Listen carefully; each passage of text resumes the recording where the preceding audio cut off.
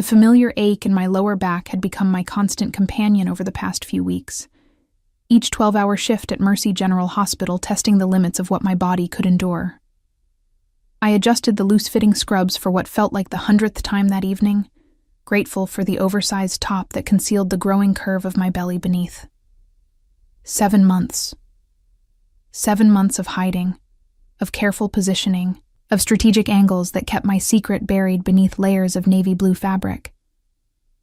The fluorescent lights overhead cast their harsh, clinical glow across the cardiac wing, illuminating the polished linoleum floors that reflected every footstep with an almost musical quality.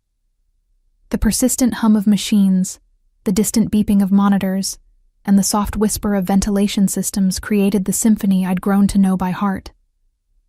But tonight, something felt different.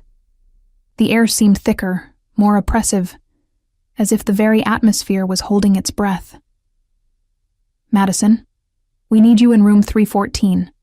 Mr. Patterson is asking for his pain medication again."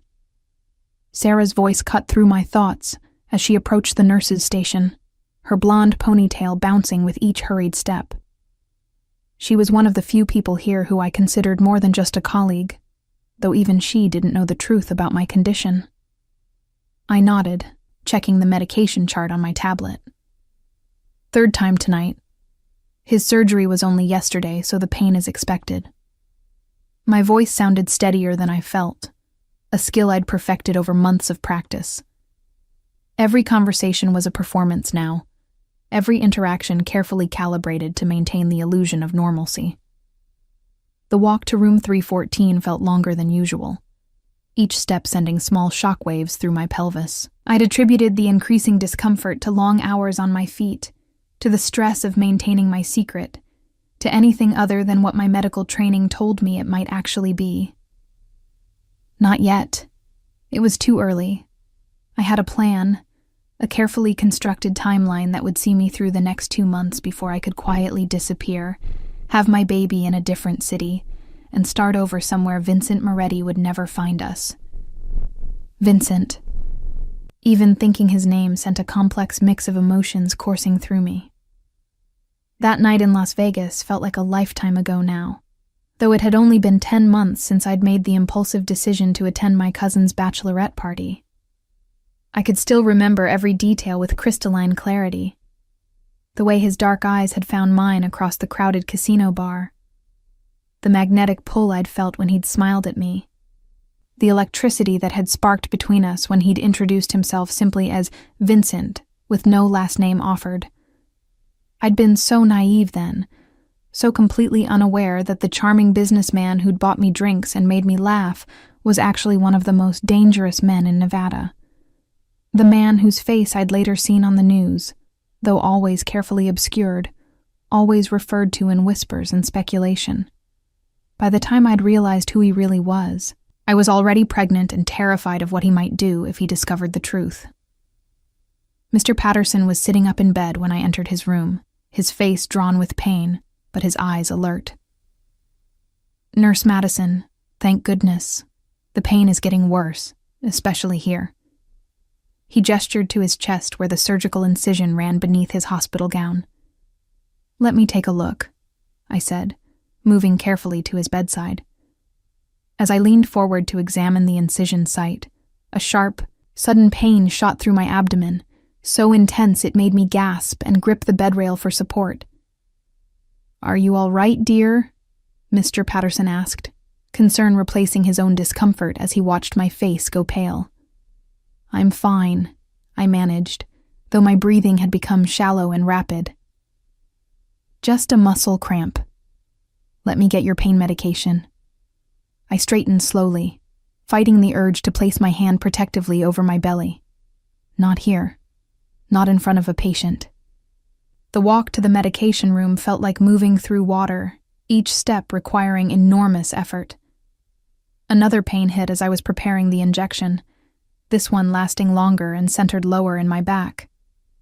I gripped the counter, counting slowly to 10 as I'd learned in nursing school, trying to assess what was happening to my body with clinical detachment. Braxton Hicks contractions. That's what this had to be. Practice contractions. false labor, stress-induced muscle spasms, anything other than the alternative that my mind refused to fully acknowledge. I returned to Mr. Patterson's room and administered his medication with hands that trembled only slightly. "This should help with the pain," I said, checking his vitals one more time. "Press the call button if you need anything else." As I walked back toward the nurse's station, another contraction gripped me, stronger than the previous ones. This time I couldn't hide the sharp intake of breath, couldn't prevent my hand from instinctively moving to my lower abdomen. The timing was unmistakable now, roughly 10 minutes apart, each one building in intensity. "Madison." Sarah's voice seemed to come from very far away, though she was standing right beside me. "You look terrible. Are you feeling sick?" I opened my mouth to deflect, to offer some explanation about fatigue or coming down with something, but another contraction chose that moment to hit. This one brought me to my knees, literally, as I gripped the nurse's station counter and tried to breathe through the pain. "Oh my God, Madison."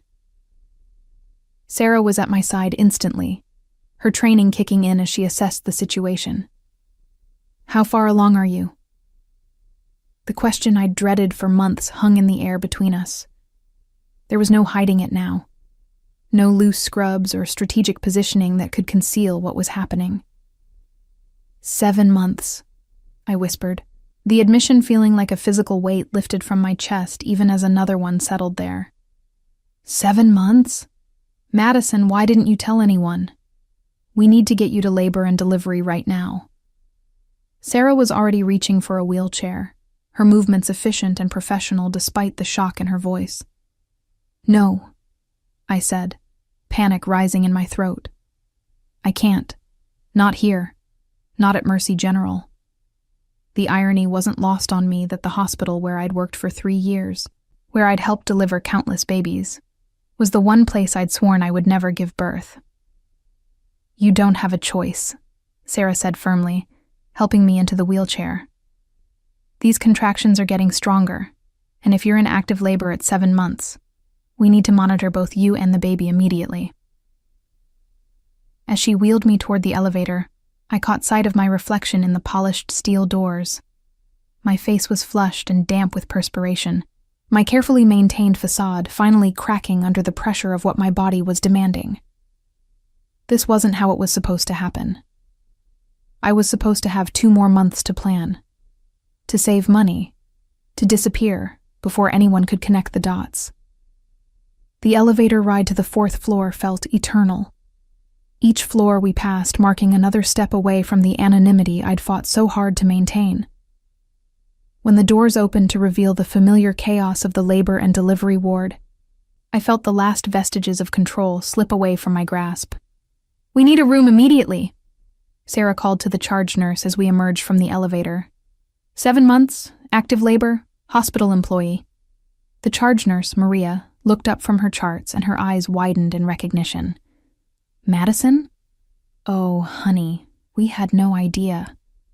Her voice was kind but tinged with the same shock that had colored Sarah's reaction. As they wheeled me into a private room and began the familiar routine of admission procedures, I closed my eyes and tried to find some center of calm in the storm that was rapidly approaching.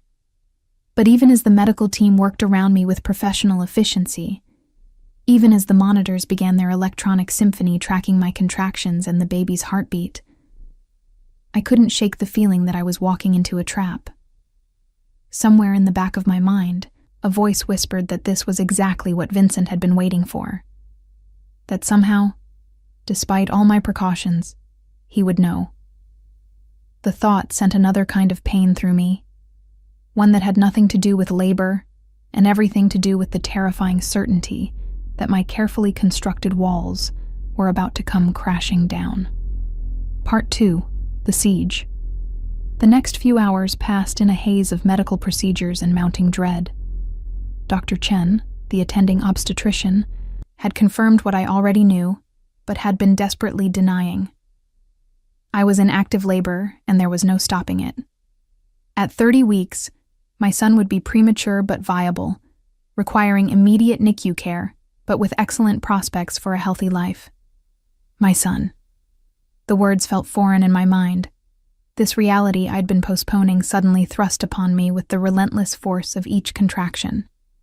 As the nursing staff bustled around me, checking monitors and adjusting IV drips, I found myself studying their faces for any sign of recognition, any hint that they knew more than they were letting on. "Madison, we need to update your emergency contact information," Maria said gently, holding a clipboard.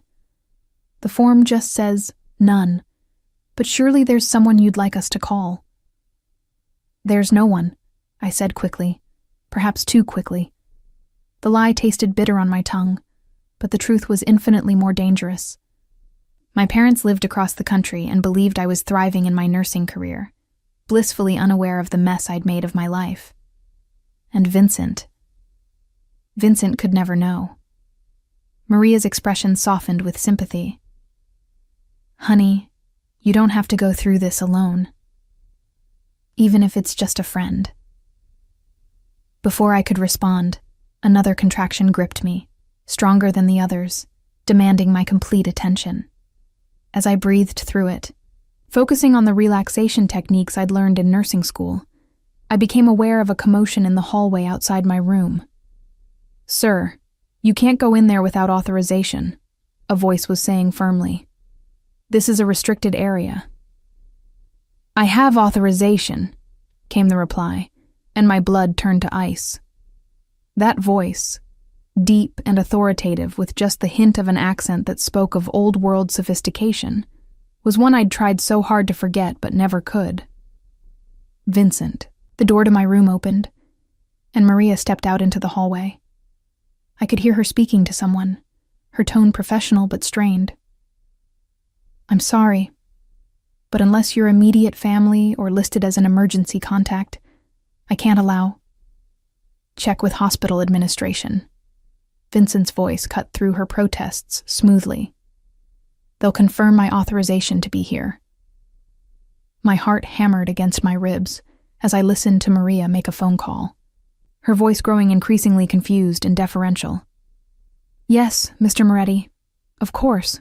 Right away, sir." There was a pause. Then, "I understand. Thank you for clarifying." When Maria returned to my room, her face was carefully composed, but I could see the questions in her eyes. "Madison, it seems you do have someone here to see you. Mr. Moretti says he's the baby's father?" The words hit me like a physical blow. After 10 months of hiding, of careful planning and desperate precautions, he had found me. Worse, he already knew about the baby.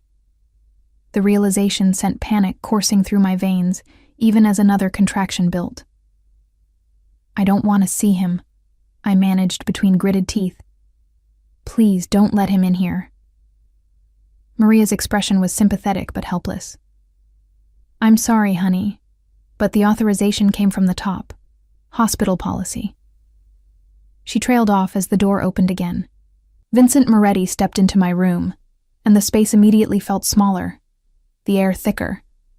He was exactly as I remembered him, but somehow more imposing in the sterile hospital environment. His dark hair was perfectly styled despite the late hour, his charcoal suit immaculate and expensive. But it was his eyes that held me captive. Those dark, penetrating eyes that seemed to see straight through every defense I'd ever built. "Hello, Madison," he said softly, his voice carrying a weight of authority that made the nursing staff unconsciously straighten. "It's been a while." "Get out," I whispered, though we both knew it was an empty demand. The very fact that he was here, that he'd somehow gained access to a restricted hospital area at nearly midnight, spoke volumes about the extent of his influence.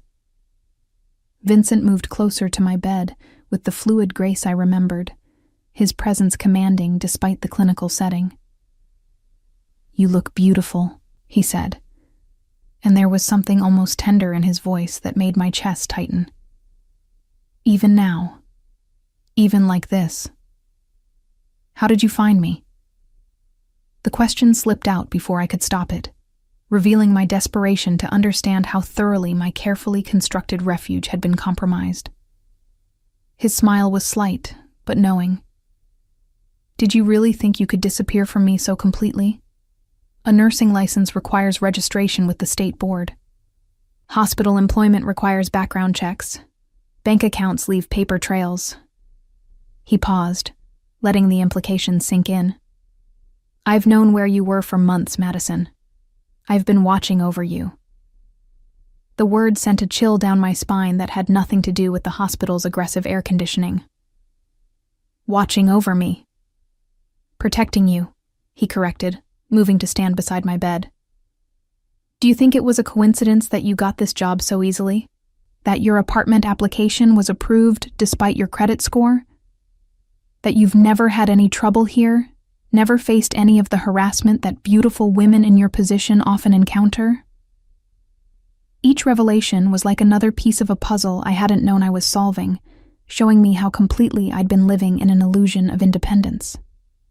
The security guard who always walks me to my car after night shifts, I said slowly, understanding dawning with horrible clarity. One of mine, Vincent confirmed. The maintenance man who fixed your apartment's heating system for free. The grocery store manager who always seems to have your favorite items in stock despite supply shortages. His hand moved as if to touch my face, then stopped just short of contact. Did you really think I would let the mother of my child struggle alone in this world?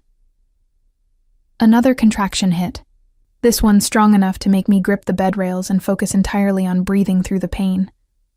When it passed, I found Vincent watching me with an expression I couldn't quite read, concern mixed with something possessive and primitive. Our son is coming early, he observed, his voice softer now. The doctors say he'll be fine, but he'll need specialized care. The best neonatologists, private rooms, round-the-clock monitoring. His gaze met mine directly. Things that require resources you don't have.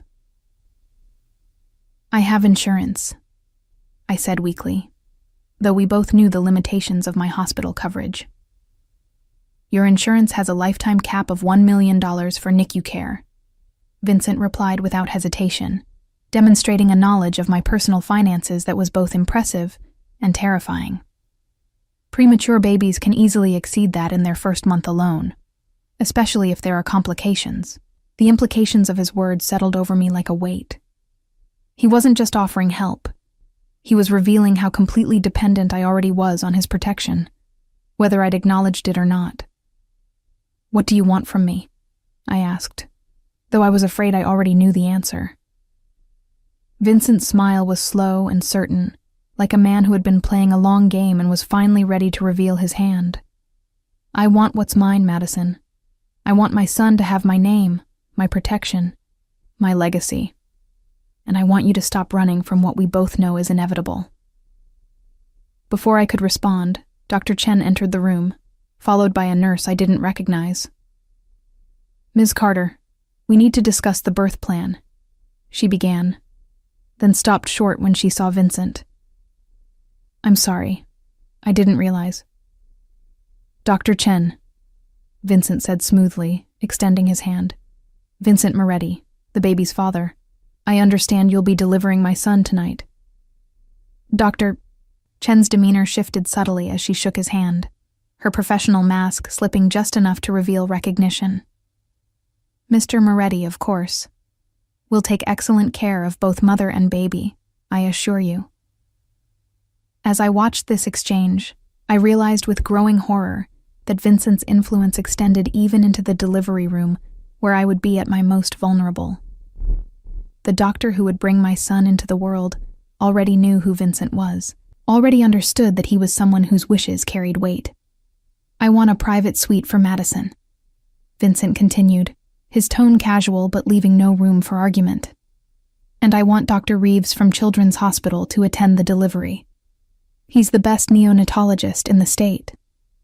Of course, Mr. Moretti, Dr. Chen replied immediately. I'll make the arrangements right away. As the medical staff hurried to accommodate Vincent's requests, I felt the walls of my carefully constructed independence crumbling around me. He had found me, Yes, but more than that. He had been pulling the strings of my life for months without my knowledge. Every choice I thought I'd made independently had been guided by his invisible hand. The most terrifying part wasn't his power or his influence. It was the growing realization that despite everything I knew about who he was and what he was capable of, part of me felt relieved that I no longer had to carry this burden alone. The private suite Vincent had arranged was a far cry from the standard labor and delivery rooms I was accustomed to. Floor-to-ceiling windows offered a panoramic view of the city lights, while the furniture resembled a high-end hotel more than a hospital. Even in the midst of labor, I couldn't help but notice the fresh orchids on the side table, the Egyptian cotton sheets, the way the nursing staff moved with a deference I'd never seen them show to other patients. "This is unnecessary," I said, as another contraction peaked, my grip tightening on the bed rails. "I don't need all this luxury."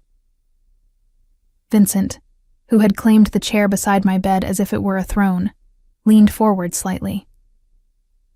"My son will be born in circumstances befitting his position," he said simply.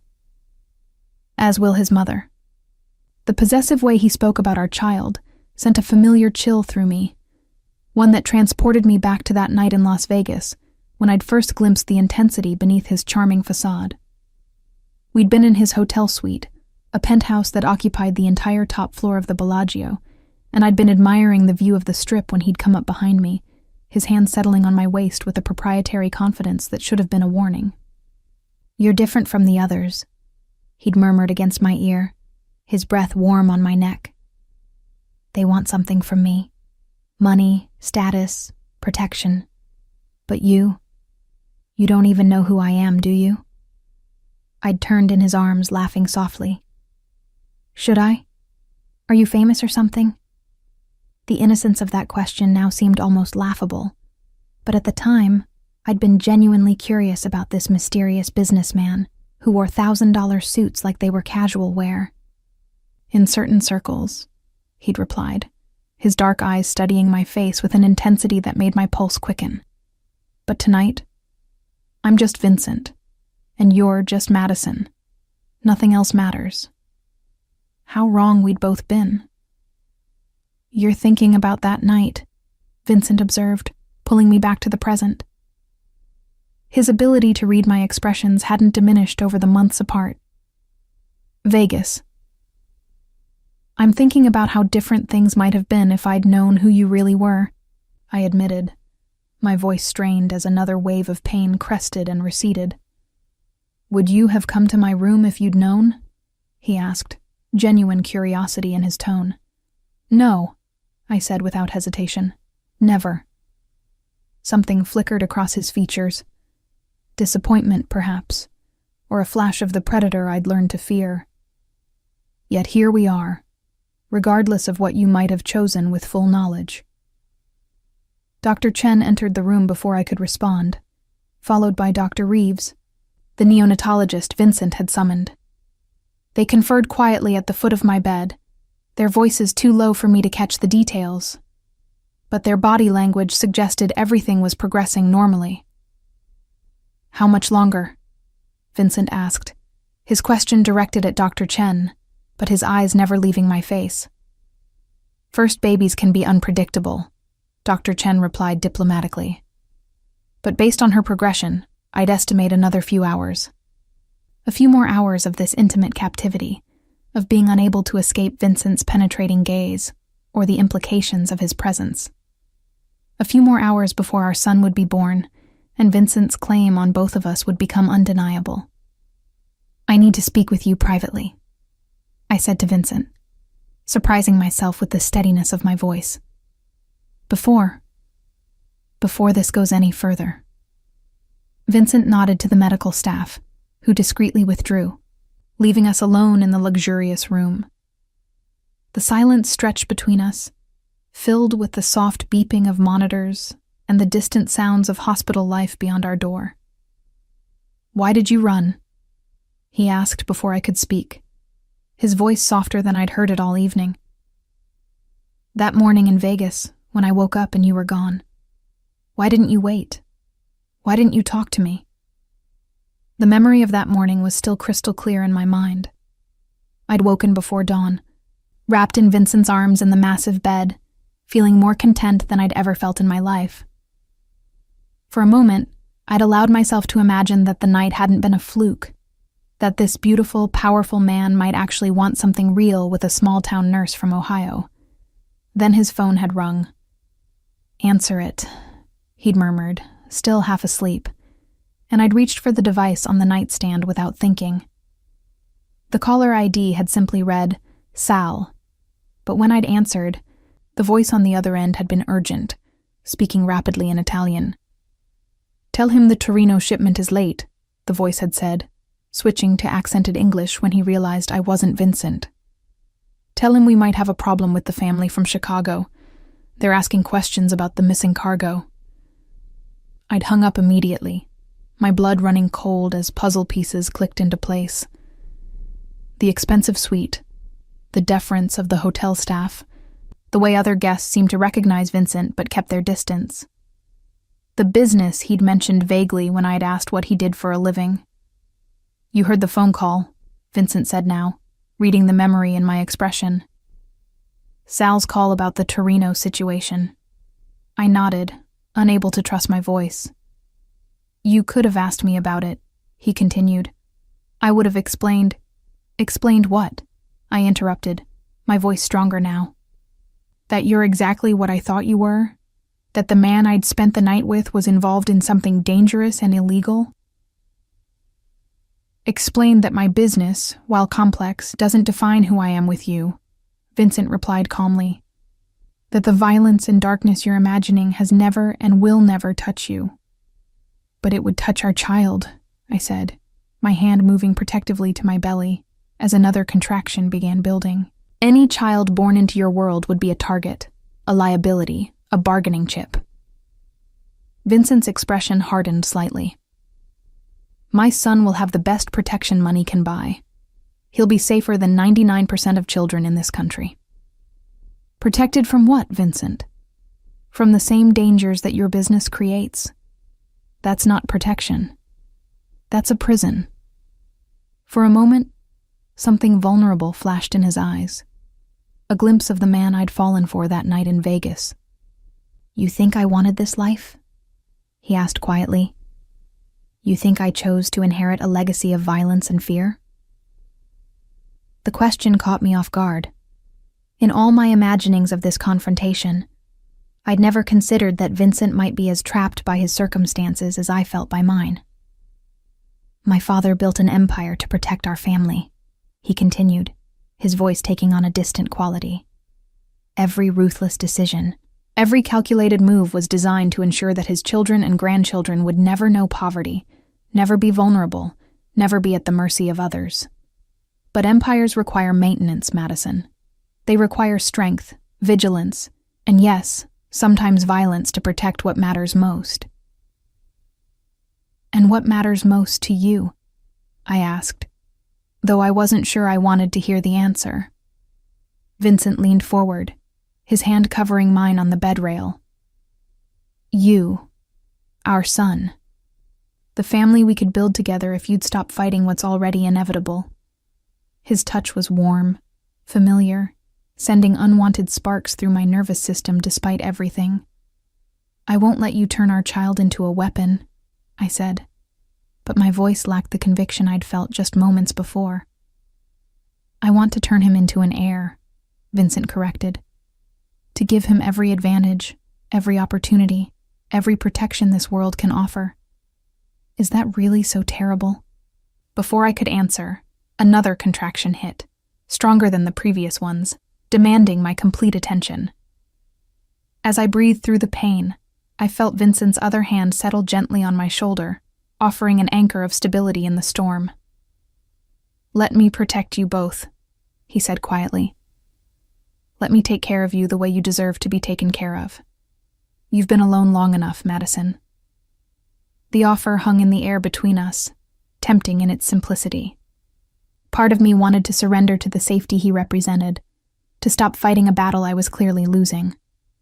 But another part, the part that had sustained me through months of hiding and fear, refused to give up so easily. What are you proposing? I asked finally. Vincent's smile was slow and triumphant, as if he'd been waiting for exactly this question. Partnership, he said. You keep your job if you want it, though you'll never need to work again. You'll have your own space, your own life, but under my protection. And our son will have everything he needs to thrive. And in exchange, you stop running from me, he said simply. You let me be a father to our child. You let me show you that the man you met in Vegas is still here, beneath everything else.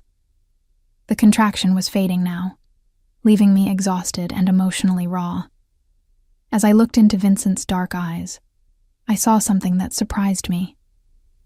Hope. This powerful, dangerous man was hoping I would choose him, choose the life he was offering. I need guarantees, I said finally. About our son's safety, about his future, about my role in his life. Vincent's grip on my hand tightened slightly.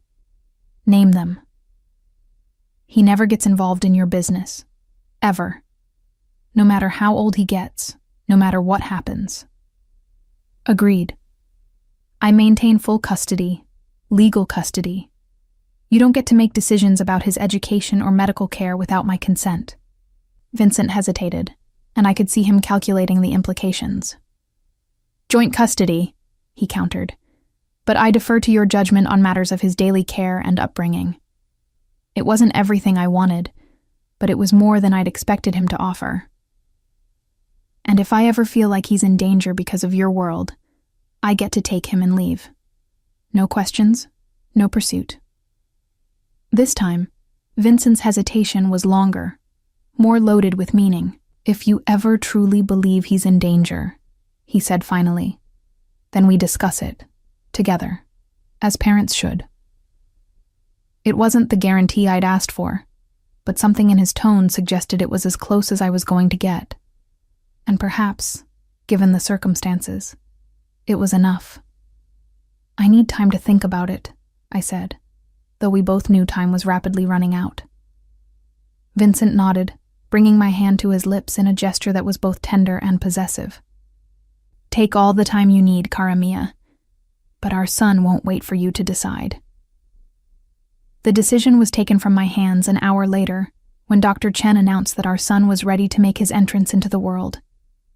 As the medical team prepared for delivery, Vincent moved to stand beside my head, his presence both comforting and overwhelming as the final stages of labor intensified.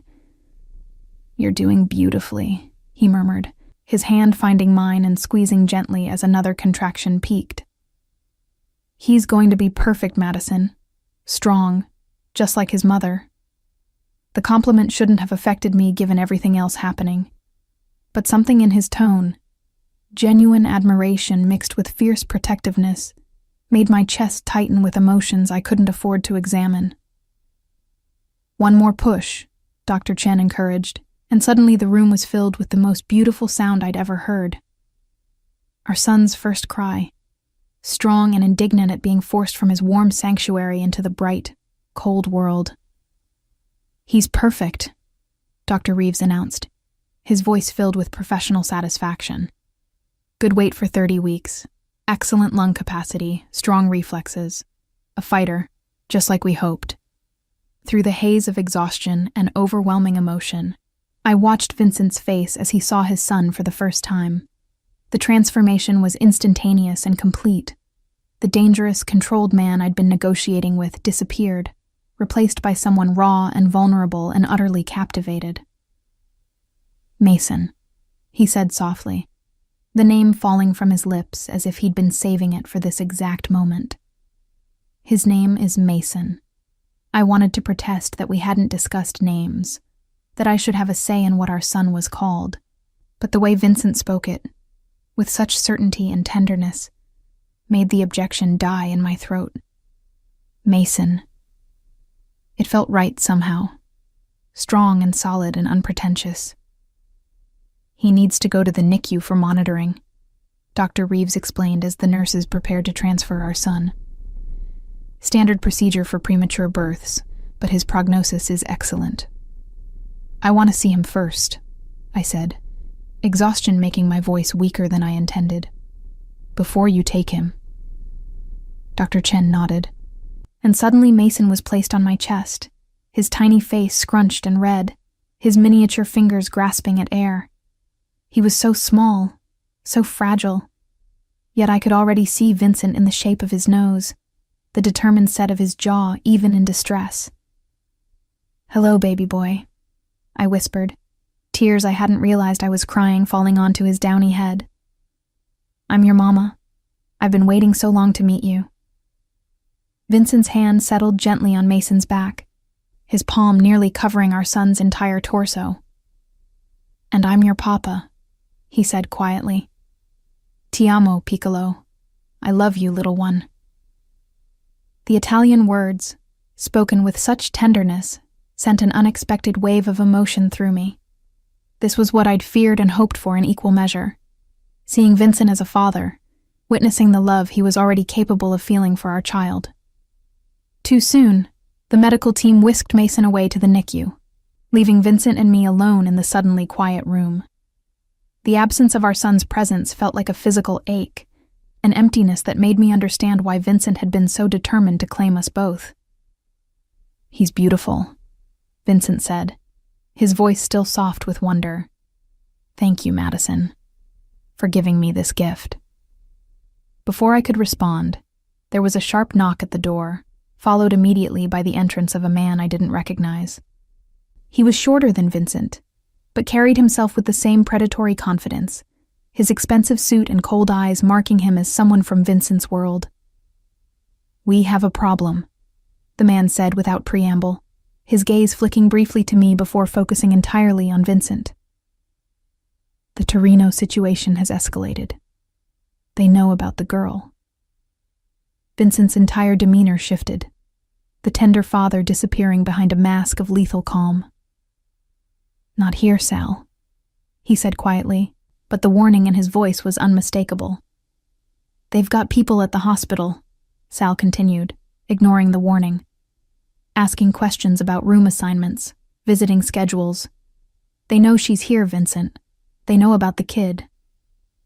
The blood in my veins turned to ice as the implications sank in. Whatever Vincent had been protecting me from, it had found us anyway. The fantasy that I could somehow negotiate my way out of his world crumbled as I realized that I was already too deep to escape. "How many?" Vincent asked, his voice deadly calm. "At least 4 that we've identified. Probably more." Sal's expression was grim. "They're being subtle about it, but it's definitely reconnaissance." Vincent was quiet for a long moment, his mind clearly working through options and contingencies. When he spoke again, his tone brooked no argument. "Double the security on this floor. I want our people at every exit, every stairwell, every service entrance.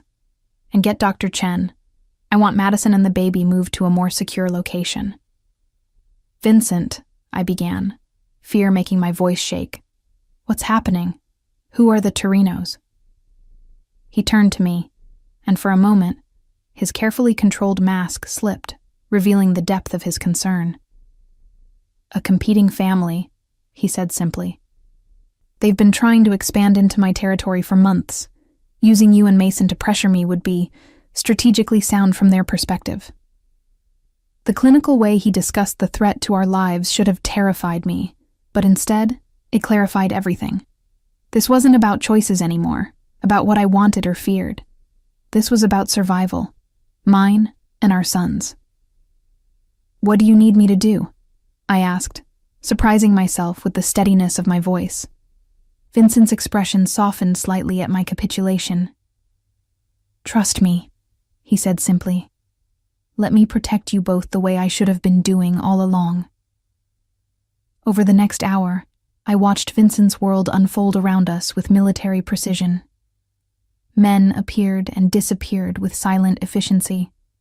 The hospital staff began moving with a deference that bordered on fear, and our luxurious room was transformed into something that felt more like a bunker than a maternity suite. Dr. Chen returned with an update on Mason's condition. "Excellent. considering his premature arrival, and a proposal. "Mr. Moretti, we can arrange for a private wing at Children's Hospital," she offered. "Better security, specialized care, and more control over who has access." "Do it," Vincent replied without hesitation. "And I want Madison transferred there as well. Same room if possible." "I should go home," I protested weakly. "I can't afford extended hospital stays, and Mason will be in the NICU for weeks anyway." Vincent's laugh was devoid of humor. "Your apartment is the first place they'll look, Madison. And as for the cost..." He gestured vaguely, dismissing my financial concerns as irrelevant. "Money is not a factor in my son's care." As if to emphasize his point, Sal returned with a tablet, showing Vincent what appeared to be security footage. I caught a glimpse of the screen, men in suits loitering near the hospital's main entrance, their body language suggesting they were waiting for something. "Definitely Torino's people," Sal confirmed. "But they're keeping their distance for now, probably waiting to see if you'll bring the kid outside." "Then we don't," Vincent said simply. "We make Children's Hospital our base of operations until this is resolved." The ease with which he rearranged reality to suit his needs should have frightened me, but instead, I found myself grateful for his competence. Whatever game was being played around us, Vincent clearly understood the rules better than I ever could. "There's something else," Sal added, his tone carrying a weight that made Vincent's attention sharpen. "We intercepted communications. They're not just interested in leverage. They want the kid, permanently." The words hit me like a physical blow, and I felt what little color I had left drain from my face. "What does that mean?" I whispered. Vincent's expression became absolutely lethal. "It means," he said quietly, "that negotiation is no longer an option. It means this ends only one way." As if responding to the tension in the room, Mason's cry echoed from the NICU, through the baby monitor Dr. Chen had thoughtfully provided. The sound of our son's distress made something primal and fierce rise in my chest, a protective instinct that dwarfed every other consideration. "I accept," I said suddenly, the words surprising even me. "Your proposal, your protection, all of it." Vincent's eyes met mine, and I saw satisfaction there, but also something deeper. Relief, perhaps, or recognition that we were finally on the same side. "Welcome to the family, cara mia," he said softly. "Now let's go get our son." The private wing at Children's Hospital felt like entering a different world entirely. One where Vincent's influence had transformed a medical facility into something resembling a fortress. As I was wheeled through corridors that had been mysteriously cleared of all other visitors, I began to understand the true scope of what I'd agreed to accept. "The entire floor has been reserved," Vincent explained as we moved toward what would become our temporary home. "No unauthorized personnel, no unexpected visitors, no security gaps." His hand rested possessively on my shoulder as he walked beside the wheelchair, his touch both comforting and claiming. The suite they'd prepared was nothing short of extraordinary. What should have been a standard hospital room had been transformed into something that rivaled the most luxurious hotels. Fresh flowers adorned every surface. The lighting had been adjusted to something warm and welcoming rather than clinical. And through the large windows, I could see armed men positioned discreetly around the building's perimeter. "This is excessive," I murmured, though I had to admit the lengths Vincent had gone to ensure our comfort were impressive. "How many people does it take to protect one premature baby?" "However many it takes," Vincent replied without hesitation. "The Torinos aren't just a business rival, Madison. They're animals who would use an innocent child to settle old scores." His jaw tightened as he spoke, and I caught a glimpse of the ruthless man beneath the concerned father facade. They made this personal the moment they targeted my family. Our son, Mason, was in the NICU just down the hall, surrounded by the best medical equipment money could buy and guarded by men who looked more like special forces operators than hospital security. I'd been allowed to hold him again before being settled into recovery, his tiny form fitting perfectly in my arms, while his impossibly small fingers had wrapped around my thumb with surprising strength. "He's going to be spoiled beyond belief," I said, watching Vincent pace near the windows like a caged predator. "All this luxury, all these resources at his disposal. He's a Moretti," Vincent replied as if that explained everything. "Luxury isn't spoiling when it's your birthright." The casual arrogance in his statement should have annoyed me, but instead, I found myself fascinated by this glimpse into how Vincent viewed the world. In his mind, our son wasn't being given extraordinary advantages. He was simply receiving what was rightfully his. A soft knock interrupted my thoughts, and Dr. Chen entered with an update on Mason's condition. "He's responding beautifully to treatment," she reported, her smile genuine despite the unusual circumstances. "His breathing is strong, his reflexes are excellent, and his weight gain is already ahead of schedule." "When can he come home?" Vincent asked, and I noticed he didn't specify whose home he meant. "Premature babies typically need several weeks of monitoring," Dr. Chen explained diplomatically. "But given the quality of care we can provide here, and the unique security situation, it might be best to extend that timeline slightly." Vincent nodded as if he'd expected this answer. "Whatever he needs. Cost is not a consideration." After Dr. Chen left, silence settled over the room, broken only by the soft hum of medical equipment and the distant sounds of the hospital. I found myself studying Vincent's profile as he stood by the window, noting the tension in his shoulders, the way his hands remained clenched even in repose. "Tell me about them," I said quietly. "The Torinos. What do they really want?" Vincent turned, his expression guarded. "Are you sure you want to know? Some knowledge can't be unknown, Madison." "I'm already in this, aren't I? Whether I understand it or not, I'm part of your world now.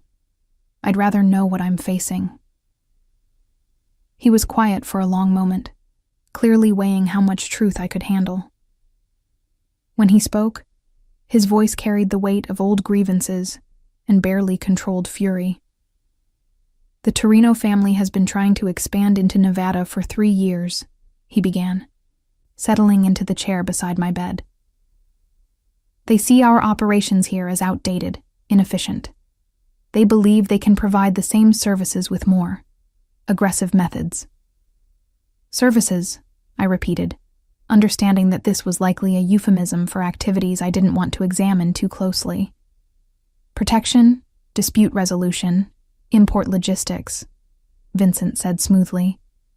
"Legitimate businesses that happen to operate in gray areas." He paused, studying my face. "The specifics don't matter. What matters is that they've decided the most efficient way to eliminate me is to eliminate everything I care about." The implications sent a chill through me. "And now that includes Mason and me." "Now that includes my entire reason for living," Vincent corrected, his voice dropping to something almost tender. "Which makes them more dangerous than they realize, because a man with nothing left to lose is capable of anything."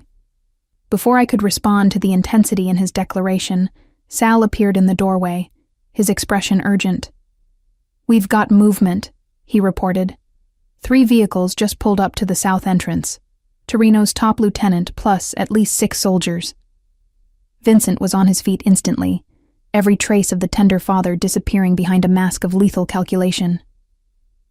"They're testing our response time," he said, moving toward a laptop that had been set up on a side table, "seeing how quickly we react, how many people we have positioned."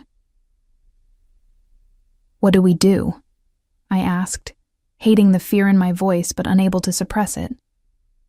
"You stay here," Vincent replied firmly, his fingers flying over the keyboard as he accessed what appeared to be a building-wide security system. "Sal, get Martinez and his team to the south entrance. I want a show of force, but no engagement unless they make the first move." As Sal departed to carry out the orders, I watched Vincent orchestrate our defense with the same efficiency he'd shown in arranging our medical care. This wasn't a man playing at being dangerous.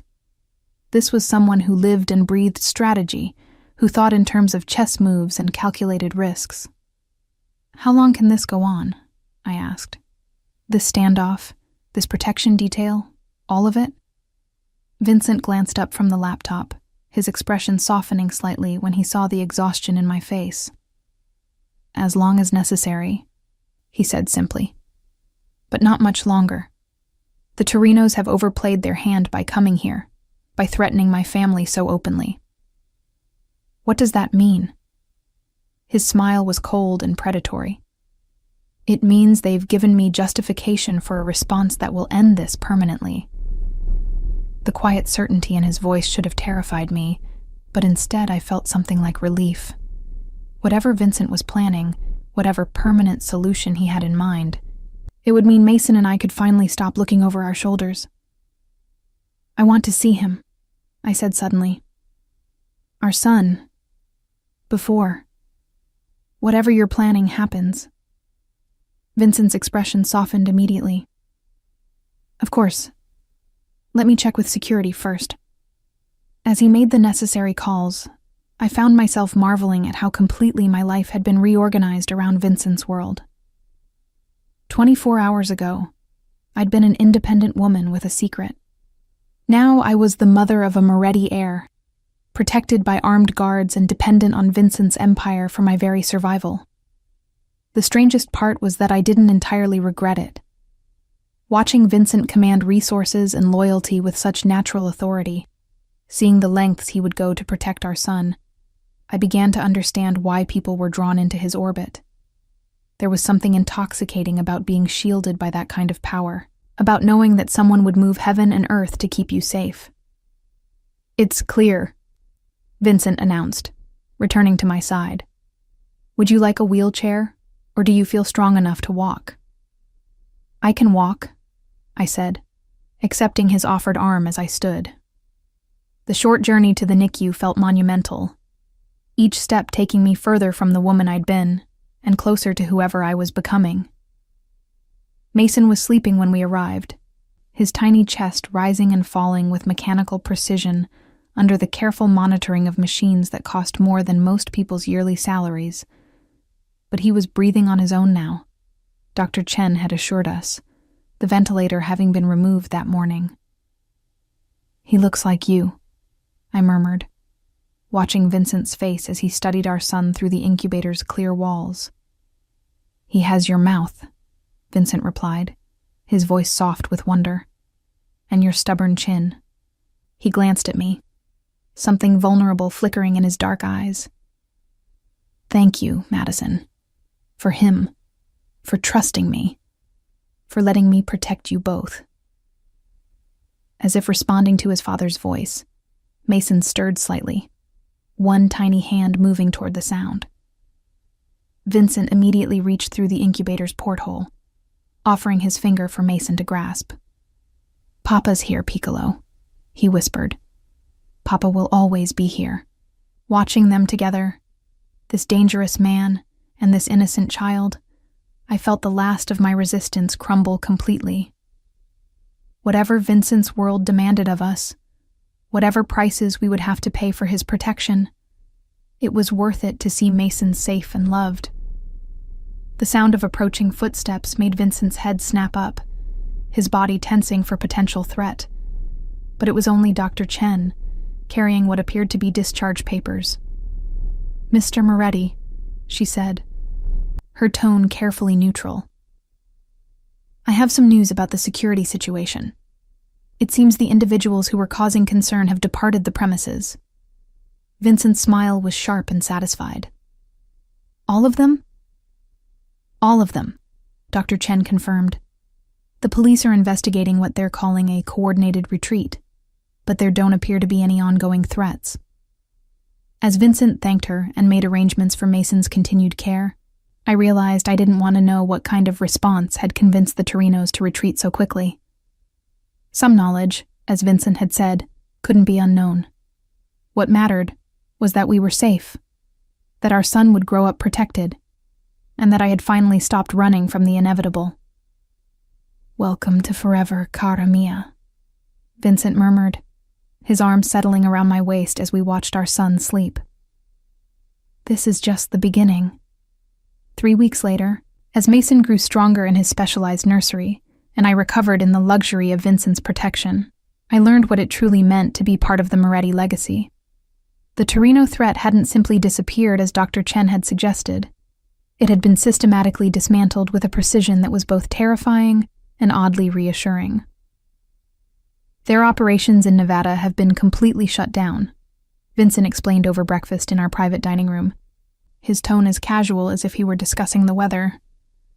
Their lieutenant is in federal custody on unrelated charges, and their remaining soldiers have accepted employment opportunities in other states.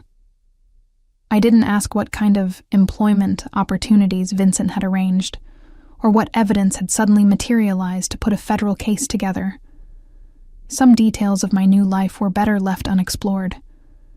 Mason had been moved to a private nursery within our wing, still requiring medical monitoring but healthy enough that I could hold him for hours at a time. Watching Vincent with our son had become my favorite part of each day. Seeing this powerful, dangerous man reduced to complete tenderness by a baby's grip on his finger, hearing him speak softly in Italian as Mason slept against his chest. "He's going to be discharge ready soon," I said, cradling Mason as he finished his morning feeding. "Dr. Chen thinks another week, maybe 2. Vincent nodded, but something in his expression suggested he had more on his mind than Mason's medical progress. "We need to discuss arrangements," he said carefully, "for when you're both ready to leave the hospital." This was the conversation I'd been both anticipating and dreading. For 3 weeks, we'd existed in a bubble of shared concern for Mason, our complicated history temporarily set aside in favor of our son's needs. But that grace period was ending, and real decisions would have to be made about our future. "I've been thinking about that," I said, adjusting Mason's position so I could see Vincent's face clearly. "I want to go back to work eventually. Not immediately, but when Mason's older, when he doesn't need constant monitoring." "Absolutely," Vincent agreed, surprising me with his immediate acceptance. "Though perhaps not at Mercy General. I've spoken with the administrators at Children's Hospital. They'd be honored to have someone with your experience and dedication." The casual way he rearranged career opportunities should have annoyed me, but I was beginning to understand that this was simply how Vincent operated. He saw problems and solved them, often before the people affected even realized solutions were needed. "And living arrangements?" I asked, the question that had been weighing most heavily on my mind. Vincent leaned back in his chair, his expression carefully neutral. "I've had a house prepared," he said. "In the hills, about 20 minutes from the main estate. Secure, private, but close enough that I can be there in minutes if needed." "Your estate?" "The family compound," he clarified. "My parents' old home, where I grew up. It's been in the Moretti family for 4 generations. The idea of living so close to the heart of Vincent's world should have concerned me, but instead, I found myself curious about this glimpse into his history. "And this other house?" "Originally built for my grandmother when she became widowed," Vincent explained. "She wanted independence, but also family nearby.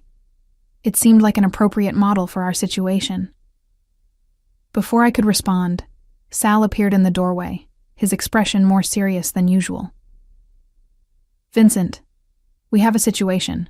The federal task force wants to meet." Vincent's entire demeanor shifted, the relaxed father disappearing behind his professional mask. "About what?" "The Torino investigations. They want to discuss ongoing cooperation and future considerations." The coded language told me this was related to whatever Vincent had done to eliminate the threat to our family, but the implications were clearly more complex than I'd realized. "When?" Vincent asked. "This afternoon. They're suggesting a neutral location." Vincent was quiet for a moment, clearly calculating risks and benefits. "Set it up," he decided, "but I want full security protocols, no surprises." As Sal departed to make arrangements, I felt a familiar chill of fear. This is about us, isn't it? About what happened to protect Mason and me? Vincent moved to sit beside me, his hand settling gently on Mason's back as our son slept in my arms. Sometimes cooperation with law enforcement serves everyone's interests, he said diplomatically.